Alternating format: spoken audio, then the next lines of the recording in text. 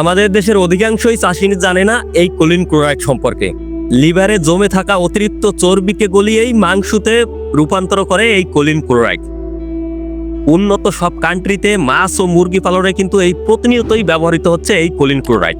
প্রিয় মাছ চাষি ও খামারি ভাই ও বন্ধুরা, কেমন আছেন? আশা করি সবাই ভালো আছেন। আপনারা দেখছেন মাছ চাষ ও খামার ভিত্তিক ইউটিউব চ্যানেল চাষি ভাই।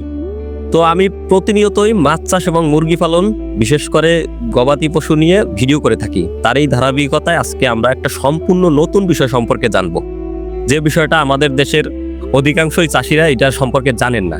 তো আজকের ভিডিওটা যদি আপনি দেখেন, আশা করি আপনার কোলিন ক্লোরাইড সম্পর্কে একটা বিস্তারিত ধারণা থাকবে। আপনার কোলিন ক্লোরাইড যে সবসময় আপনার পুকুরে ব্যবহার করতে হবে তেমনটা না, কিন্তু যদি আপনার এই কোলিন ক্লোরাইড সম্পর্কে অথবা এই কোলিন ক্লোরাইড কখন ব্যবহার করবো এই বিষয়টা আপনার জানা থাকে, তাহলে কিন্তু পরবর্তীতে যদি কোনো সমস্যা হয়, সমস্যাটার কিন্তু আপনি সমাধান নিজেই করতে পারবেন। তাই ধৈর্য ধরে আজকের সম্পূর্ণ ভিডিওটা দেখতে থাকুন। বিষয়টা অত্যন্ত জরুরি এবং খুব নতুন, আমাদের দেশের প্রেক্ষাপটে খুবই নতুন একটা বিষয় আপনাদেরকে আমি আজকে জানাবো। তো কথা না বাড়াই, চলুন ভিডিও শুরু করি। ফিটস ইনটুর পরে চাষি ভাই, আপনার বিশ্বস্ত সঙ্গী। প্রিয় খামারি ভাই ও বন্ধুরা, আমরা তো নিয়মিতই আধুনিক পদ্ধতিতে মাছ চাষ করা অথবা মুরগি পালনের দিকে কিন্তু ঝুঁকতেছি। কারণ আগের যে সনাতনী পদ্ধতিতে আমরা যদি মাছ চাষ অথবা মুরগি পালন করি, তাতে দেখা গেছে আগের মতন আমরা বেনিফিট পাচ্ছি না। সেই সাথে আমাদের নতুন ডিজিজের সমস্যাগুলো আমরা ফেস করতেছি। আগে মাছ চাষ বা মুরগি পালন করলে তেমন বেশি সমস্যা হইতো না, কিন্তু দিন দিন আমাদের মাছ চাষে বিভিন্ন প্রকার সমস্যা দেখা দিতেছে। তো এই সমস্যা যেমন দেখা দিতেছে, তেমন বৈজ্ঞানিক অনেক সমাধানও কিন্তু বের হইতেছে। তো সেরকমই আজকে একটা বিষয় নিয়ে আলোচনা করব, সেটা আমরা মাছ চাষে কোলিন ক্লোরাইডটা ব্যবহার করবো কেন।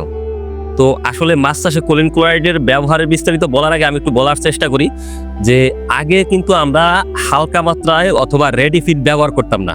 হাই প্রোটিনের খাবারগুলো কিন্তু আমরা ব্যবহার করতাম না মাছ চাষে।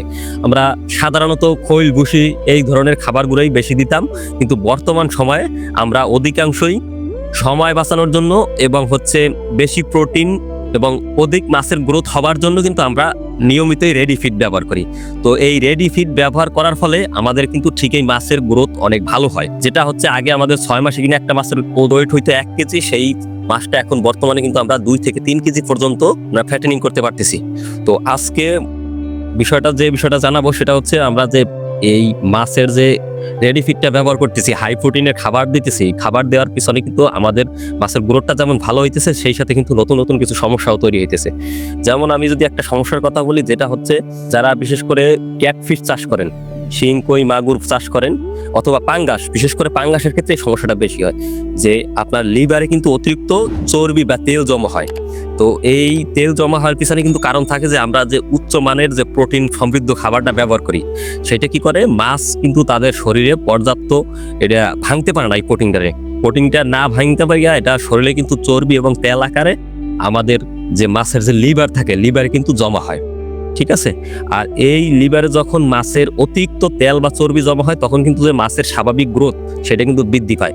অনেক সময় এই অতিরিক্ত তেল চর্বির জমা হওয়ার কারণে কিন্তু আপনার মাছ মারা যেতে শুরু করে। তো তখন কিন্তু আমরা সেই সময়টায় কিন্তু শরণাপন্ন হই ডাক্তারে। কিন্তু আপনি যদি খাবারের সাথে সামান্য পরিমাণে এই যে আমি যে বিষয়টা নিয়ে আজকে আলোচনা করবো, কোলিন ক্লোরাইড, এটা যদি ব্যবহার করেন, তাহলে কিন্তু আমাদের অগ্রিম ব্যবহার করলে কিন্তু আমাদের আর কিন্তু এই বড় ধরনের সমস্যাটা আসে না। এবং সেই সাথে এই যে অতিরিক্ত তেল বা চর্বি জমা হয়, সেইটা কিন্তু এই কোলিন ক্লোরাইড মাংসতে অথবা মাছের দৈহিক ওজন বৃদ্ধিতে কিন্তু সহায়তা করে। তো আমরা প্রথমে একটু কোলিন ক্লোরাইডটা সম্পর্কে একটু জানার চেষ্টা করি। আসলে কোলিন ক্লোরাইডকে বলা হয় ভিটামিন B4, তবে কিন্তু এটা সাধারণত ভিটামিন না, এটা কাজ করে মেটাবলিজম ম্যানেজার হিসাবে। সহজ ভাষায় যদি আমি বলি, আপনার মাছের শরীরে যত পরিমাণে যে আমাদের প্রোটিন বা ফ্যাট ঢুকে, এটা কিন্তু সম্পূর্ণটা মাছ বিপাকীয়র মাধ্যমে কিন্তু মাংসেতে বা ওর দৈহিক ওজন তৈরিতে সক্ষম হয় না।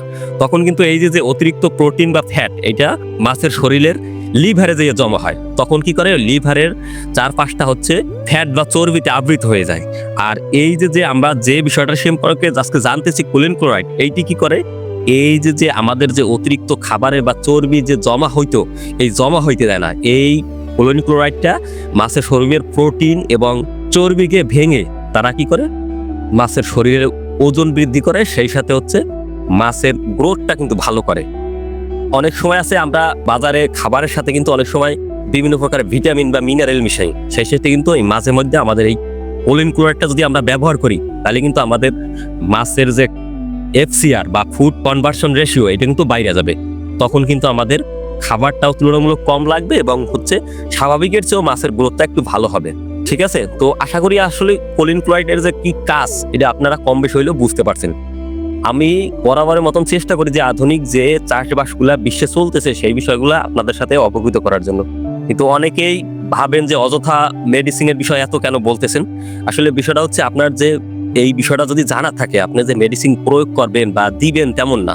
আপনার যদি সমস্যার সম্মুখীন হন, হ্যাঁ, তাইলে কিন্তু আপনি এই পদ্ধতিগুলো অবলম্বন করেন। অযথা কিন্তু আপনি এই ধরনের মেডিসিন দিয়ে আপনার খরচ কিন্তু বাড়াবেন না। অনেকের ভিতরে ধারণা আছে একটা নতুন বিষয় সম্পর্কে জানলেই কিন্তু সে সবসময় চেষ্টা করে তার খামারে বা তার মাছের খামারে এগুলো অ্যাপ্লাই করার জন্য। তো আমি যেটা আপনাদেরকে বোঝাতে চাই, আপনারা এই যে ক্ষুদ্র ক্ষুদ্র যে জিনিসগুলো এগুলো জেনে রাখবেন। যদি আপনার খামারে কখনো যদি অ্যাপ্লাই করার প্রয়োজন মনে হয় তখনই অ্যাপ্লাই করবেন, অযথা কিন্তু অ্যাপ্লাই করার দরকার নাই। দেখা গেছে আপনার খামারে খাবারই দিতেছে কম, আপনার মাছের স্বাভাবিক গ্রোথ এমনিতেই নাই, তাইলে আপনার কেন এই কোলিন ক্লোরাইডটা ব্যবহার করবেন? কোলিন ক্লোরাইডটা ব্যবহার করবেন যারা পুকুরে অধিক পরিমাণে প্রোটিন সমৃদ্ধ খাবার খাওয়ান এবং হচ্ছে আপনি যদি কখনো মাছের জাল খাপ দেন, খাপ দেওয়ার পরে যদি মাছটাকে বা মাছ খাবার জন্য রাখেন, তখন যদি দেখেন যে আপনার মাছের পেটের ভিতরে অতিরিক্ত চর্বি জমা হয়েছে, তখন সেই ক্ষেত্রে কিন্তু আপনার কোলিন ক্লোরাইডটা ব্যবহার করবেন, তাহলে কিন্তু একটা বেটার আউটপুট পাবেন। আর বিশেষ করে অনেকের কিন্তু মাছ মারা সমস্যা, বিশেষ করে পাঙ্গাস মাছের কিন্তু এই যে ফ্যাটি লিভারের যে সমস্যাটা এটা কিন্তু পাঙ্গাস মাছেরই সবচেয়ে বেশি হয়। আর হচ্ছে শিং, কই মাছ মানে হাইব্রিড জাতের যে মাছগুলা সেগুলো হয়। সাথে সাথে আমাদের দেশে যে রুই মাছ আছে, রুই মাছের কিন্তু এই সমস্যাটা আমরা প্রতিনিয়ত এখন দেখতে পাচ্ছি কম বেশি। ঠিক আছে, তো যদি আপনার দেখেন যে মাছ মারা যাইতেছে, অনেক সময় আমরা বলি যে মাছের পানির সমস্যা থাকলে অথবা মাছের গায়ে উকুন হইলে মাছ মারা যায়, অ্যামোনিয়া গ্যাসের সাথে হইলে মাছ মারা যায়, সেই সাথে কিন্তু আর নতুন এই একটা বিষয় এটাও কিন্তু আপনার খেয়াল রাখতে হবে যে আপনার মাছের পেটে অতিরিক্ত চর্বি আছে কিনা। যখনই আপনি দেখবেন মাছের পেটে অতিরিক্ত চর্বি জমতেছে তখনই আপনি খাবারের সাথে কোলিন ক্লোরাইডটা সংগ্রহ করে আপনি দিতে পারেন। এটা হচ্ছে প্রতি কেজি খাবারে 1 থেকে 2 গ্রাম হারে ব্যবহার করলে হয়। আর এই কোলিন ক্লোরাইডের যে অনেক খরচ তেমন না বিষয়টা, খরচ মোটামুটি বিভিন্ন কোম্পানিরই আছে, এসিএর আছে, তারপরে এসকেপের মেবি আছে, যে কোনো কোম্পানির থাকতে পারে। আপনারা যদি এই ধরনের সমস্যার সম্মুখীন হন তাইলে কিন্তু এই আপনার কোলিন ক্লোরাইডটা ব্যবহার করলেন। তো বন্ধুরা, আজকের ভিডিওটা আর বড় করব না, আজকে ছোটটাই সংক্ষিপ্তেই আলোচনা করলাম। আসলে আমি এই কোলিন সম্পর্কে আপনাদের জানানোর উদ্দেশ্য যে আপনারা মাছে ব্যবহার করেন এটা না, আসলে কোলিন ক্লোরাইডটা কখন ব্যবহার করতে হয় এবং হচ্ছে আপনি কেন ব্যবহার করবেন এই বিষয়টা আপনার সুন্দর একটা ধারণা থাকলো, তাই আমি এই ভিডিওটা আপনাদের জন্য প্রস্তুত করলাম। তো আশা করি কোলিন ক্লোরাইড সম্পর্কে আপনার ছোট হইলেও কম বেশি একটা ধারণা থাকবে। তো আজকে আর কথা বাড়াবো না, পরবর্তী দিন আবার নতুন কোনো টপিকস নিয়ে আপনাদের সাথে আলোচনা করব। তো ভালো থাকবেন, সুস্থ থাকবেন, এই প্রত্যাশা নিয়ে আজ এখানে শেষ করছি। ধন্যবাদ সবাইকে।